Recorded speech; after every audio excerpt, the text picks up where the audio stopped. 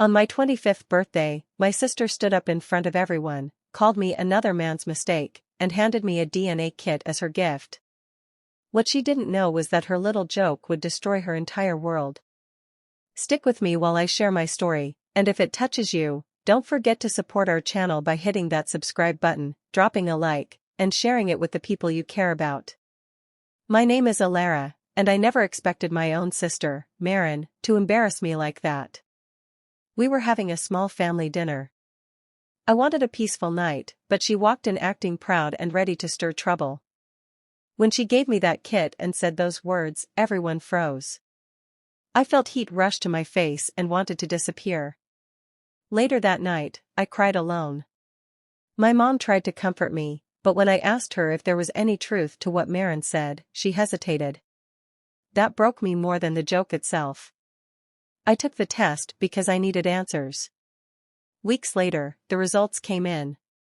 I was my father's daughter, but the paper showed something no one expected. Marin wasn't. I stared at the screen for minutes, trying to understand. My world tilted, but not in the way Marin planned. I asked my mom to explain. With shaking hands, she told me she had made a mistake long before I was born. She thought keeping it hidden would protect everyone. But the truth was now out. I decided Marin deserved to know, just like she wanted the world to know about me. At another family dinner, I handed her the results. Watching her face fall was painful, but it was also the moment I finally stood up for myself. Her joke ended up destroying the image she valued most, and for once, she realized cruelty has consequences. The evening was meant to be calm. I had spent the whole day setting the table, lighting candles, and preparing a simple meal. I wanted everyone relaxed, talking, and enjoying the moment. My parents arrived right on time, stepping in with warm smiles that eased my nerves. For a while, the house felt peaceful, almost soft in a way I rarely experienced. Then the door opened again, and the atmosphere shifted instantly. Marin walked in like she was entering a stage, not a family gathering. Her heels clicked across the floor as if she wanted the room to notice her before she even spoke. She tossed her purse onto the nearest chair and gave me a look that carried more judgment than greeting. I felt my shoulders tighten, the comfort from earlier slipping away. She brushed past me to greet our parents, speaking loudly enough to fill every corner of the room. Her voice carried that familiar sharpness, the kind that made me feel small even when she didn't say anything directly. She had a way of making everyone around her feel like they were being evaluated, and somehow I always ended up falling short in her eyes. As we sat down to eat, she examined everything with a faint smirk. The plates. The food. Even my outfit. She didn't have to insult me openly, her expressions did enough. I tried to stay focused on polite conversation, but it was impossible to ignore the tension creeping in. My father attempted to lighten the mood with a story from work, but even then Marin rolled her eyes like his words weren't worth hearing. She thrived on control, and that night she seemed determined to dominate the entire room. I knew she came with a purpose, and the unease in my chest only grew stronger as the minutes passed. Dinner had barely settled into any kind of rhythm when Marin reached into her bag with a dramatic flourish. She didn't say a word at first, she simply placed a small package on the table in front of me, pushing it toward me with the tip of her finger. Her eyes glinted with something sharp, and I felt a cold prickle run across my skin. Everyone paused, watching her, waiting for whatever she had planned. My hands moved slowly as I picked it up. The paper was crinkled, like she had wrapped it in a rush, or maybe she didn't care enough to do it neatly. I forced a smile, trying to keep the moment light, even though my stomach had already tightened. Go on. Open it, she said, her tone dripping with amusement. I peeled away the paper, expecting something harmless. A candle. A book. Anything normal. But when the box underneath came into view, my pulse stumbled. The label hit me like a slap. I felt heat rising up my neck, but my body went strangely still. My breath caught, and for a second, I couldn't even lift my head. I didn't need anyone to explain what she was implying, the message was loud without her saying a word. Then she leaned back in her chair, tilting her chin with satisfaction. "Thought you might find that useful," she added, her voice too casual to be innocent. My mother's fork clattered against her plate. My father's jaw tightened. No one laughed. No one spoke. The air felt thick, as if the whole house were holding its breath. I stared at the item in my lap, feeling exposed in a way I had never felt before. Shame pressed against my ribs, heavy and suffocating. And across the table, Marin only smiled wider, pleased with the scene she had created. When the house finally emptied and the front door clicked shut for the last time, the silence felt heavier than the noise from earlier. I went straight to my room, closed the door, and let the emotions I'd been holding back crash over me. The pressure in my chest broke, and I sank onto the edge of the bed, my breathing shaky. I tried to steady myself, but the humiliation from dinner kept replaying, each moment cutting deeper. A soft knock sounded against the door. I wiped my face with trembling hands and whispered for whoever it was to come in. My mother stepped inside slowly, her expression filled with worry. She approached me cautiously, as though unsure how close she should get. She sat beside me, reaching out but stopping short, giving me space. Her voice was low when she spoke, almost fragile. She told me she never imagined the evening would turn into something so cruel. Her words wavered, and for a moment I thought she couldn't continue. Then she sighed, the kind of sigh that carries years of weight. She admitted that her relationship with my father hadn't always been steady. There were periods where they drifted apart, times when anger and distance built walls between them. Hearing her speak so openly startled me. She rarely mentioned anything from that part of her life. I felt my throat tighten again, but not from earlier pain. This was something new. Something unsettling. Her voice faltered as she tried to explain, and the hesitation in her tone sent a cold ripple through me. I searched her face, trying to understand what she wasn't saying outright. Doubt crept into places I had always felt secure. I had walked into the evening confident in who I was. Now, sitting beside her, everything I believed about my family felt unsteady, as if the ground beneath me had shifted. The kit sat on my dresser for days before I finally convinced myself to use it. I didn't do it out of anger or to prove anything to my sister. I needed clarity. The uncertainty that settled in after my mother's uneasy confession kept looping through my mind, and I couldn't get any rest without knowing the truth for myself. One quiet evening, with my hands slightly unsteady, I followed the instructions and sent everything off. The waiting period felt endless. Every time I checked my email, a knot formed in my stomach. I tried keeping busy, cleaning, reading, anything to distract my thoughts, but nothing worked for long. Each passing day pulled me deeper into a mix of fear and resolve. Then one morning, the notification finally appeared. I stood still for a long moment before opening it, my heart thudding so hard I could hear it. When the page loaded, my breath caught. The information stared back at me, sharp and undeniable. The truth was nothing like what Marin had implied. My connection to the man who raised me was intact. Every doubt she tried to plant about my identity dissolved in an instant.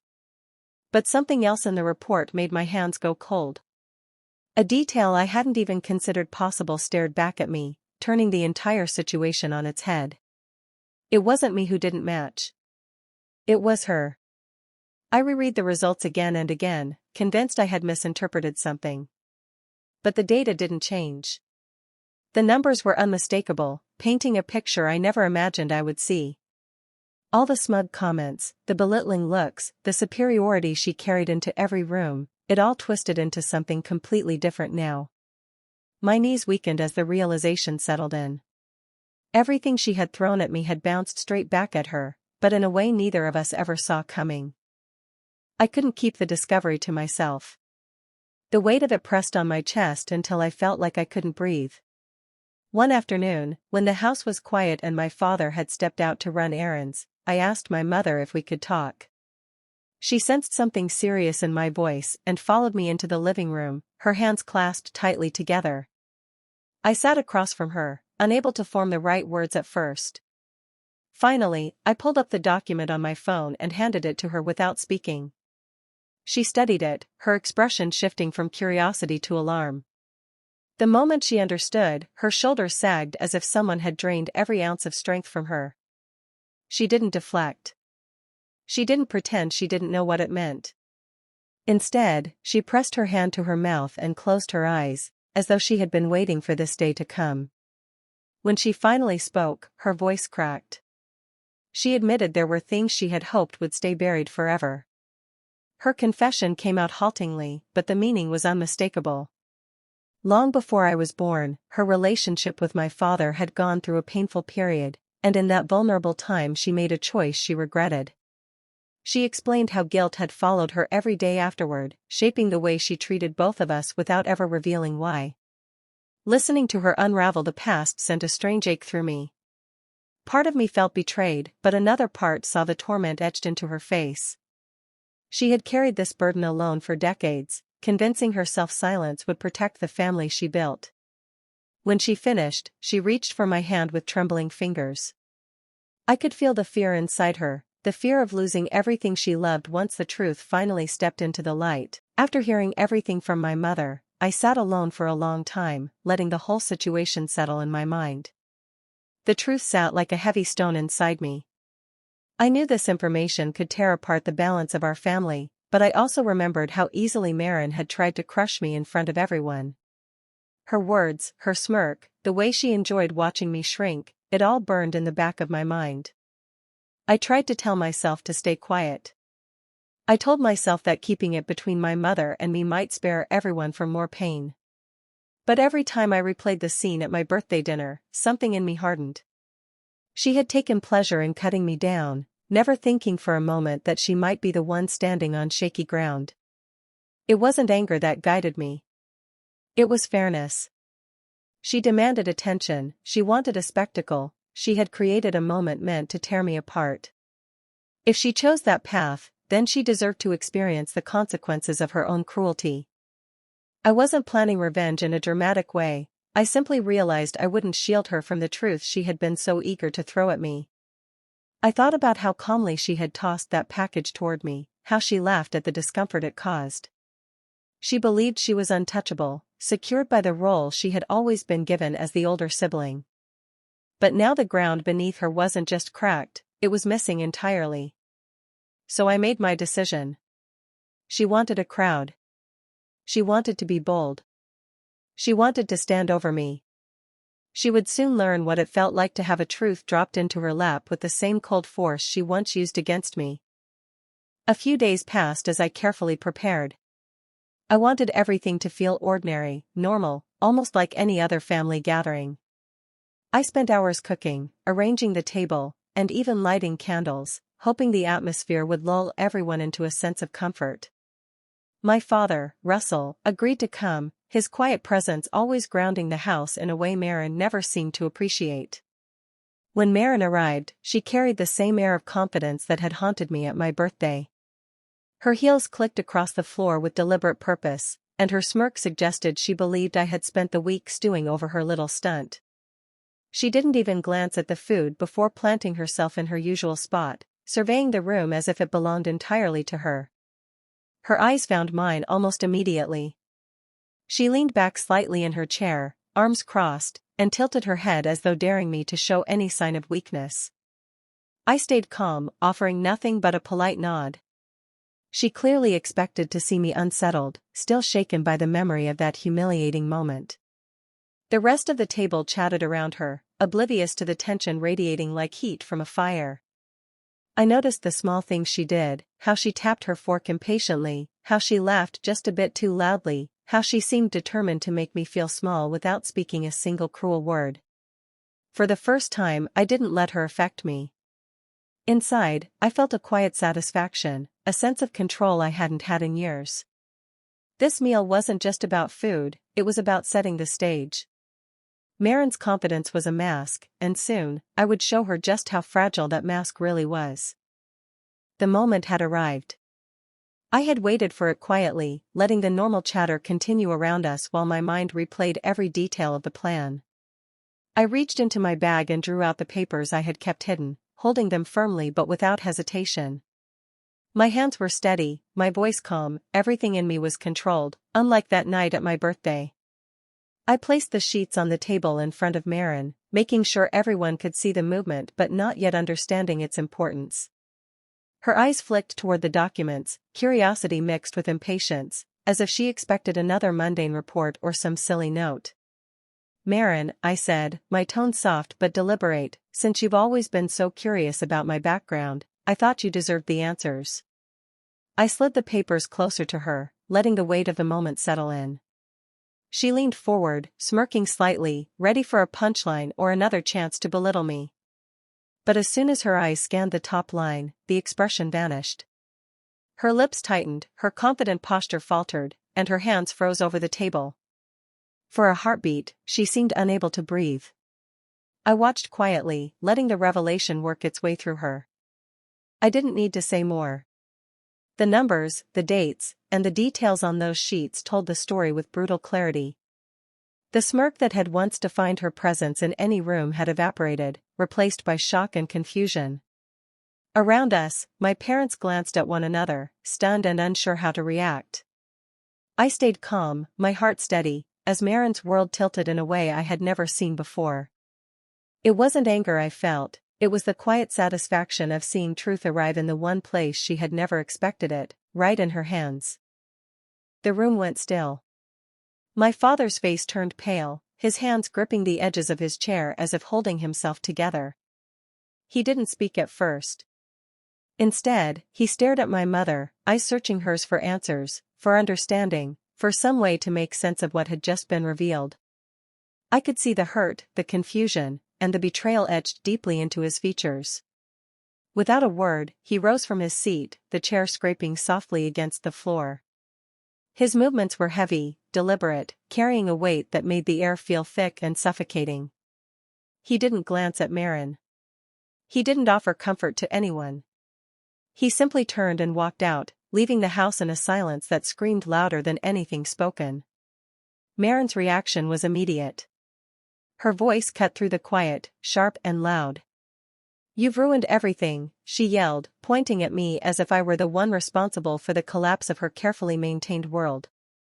Her face twisted in anger, disbelief, and panic all at once. She couldn't process that the truth had taken control in a way she never imagined. I stayed seated, meeting her glare steadily. "No, Marin," I said, my voice clear, controlled. "This all began because of you. You humiliated me, mocked me, and tried to make me feel like I didn't belong. I didn't ask for any of this, I simply gave the truth a place to be seen." Her words faltered, her anger sputtering as she realized that the tables had turned. The power she had wielded so effortlessly for years was gone, replaced by a reality she couldn't undo. For the first time, she faced the consequences of the cruelty she had so casually inflicted on me, and the room seemed to hold its breath, watching her unravel. After that night, the house felt emptier than ever. My parents decided to live apart for a while, needing space to process the shock and the fractures in their relationship. My father focused on himself, seeking guidance and support to understand the layers of deception and hurt that had quietly accumulated over the years. He attended sessions with a counselor, slowly unpacking his feelings, trying to make sense of what had happened, and finding ways to cope with the betrayal and disappointment. My mother stayed behind, facing the aftermath of her own choices. She worked tirelessly to regain trust, both with me and with my father. She admitted her mistakes openly, showing remorse in ways that words alone couldn't convey. Day by day, she tried to demonstrate that she could be honest, present, and accountable. It was a slow process, and there were times I questioned whether the wounds could ever truly heal, but she persisted, determined to restore what had been broken. Marin, on the other hand, chose a different path. She packed her things and left the family home without looking back.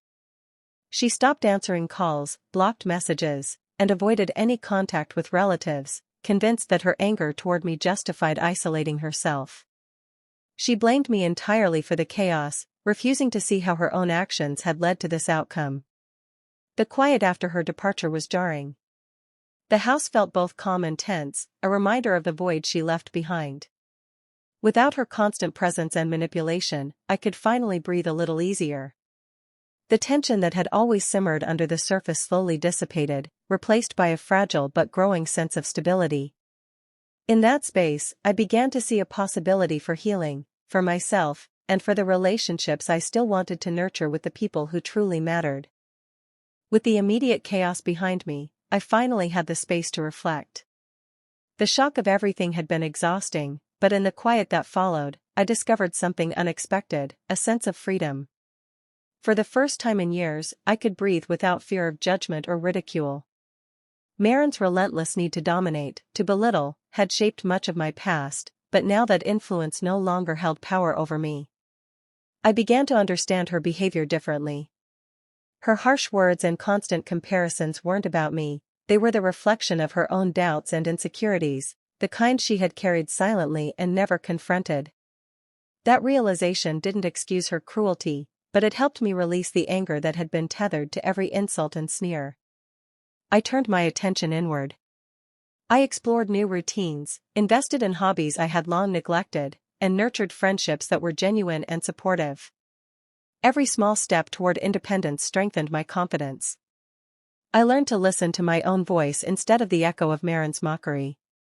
Rebuilding trust with my mother became part of my healing. I accepted her efforts and allowed myself to recognize the complexity of her past choices. My father's quiet support and patience helped too, showing me that understanding and compassion could coexist with disappointment. Most importantly, I focused on myself, not out of revenge, but out of care. I established boundaries and prioritized relationships that were nurturing rather than draining. Each day, I felt more grounded, more in control of my life, and more at peace with who I was. For the first time, I could see that healing wasn't just about recovering from betrayal, it was about reclaiming myself, fully and unapologetically. Several months had passed since the storm of revelations, and life had begun to settle into a quieter rhythm. One afternoon, my phone rang, and I recognized my father's number immediately. He sounded calm but carried a weight I hadn't noticed before, a seriousness that made me sit up straight. He asked if I could meet him at the small property he owned, the one he had long intended for Maren to oversee. Curiosity and a quiet anticipation swelled inside me as I agreed. When I arrived, he was waiting at the front gate, a faint smile on his face. He didn't waste time with pleasantries. Instead, he explained that after reflecting on everything that had happened, he realized who he could truly trust to manage the property.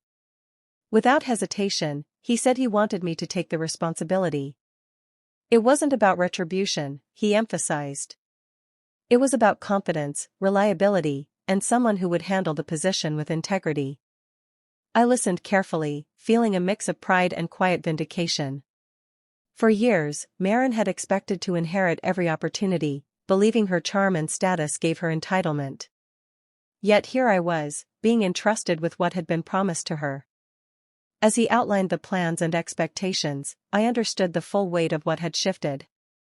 My sister's arrogance and attempts to humiliate me had backfired completely. Every manipulative act she had committed, every moment she tried to assert control, only strengthened my father's resolve to place trust where it truly belonged. Walking away from that meeting, I felt an unfamiliar lightness. The position was more than just a role, it was a symbol of restored respect and acknowledgement. Maren's power over me had dissolved entirely, leaving her with nothing while I moved forward, stronger and more secure than ever before. Do you think I did the right thing by stepping back from them, or should I have tried to forgive and rebuild? I'd love to hear your thoughts in the comments. Subscribe and hit the bell for more stories like this.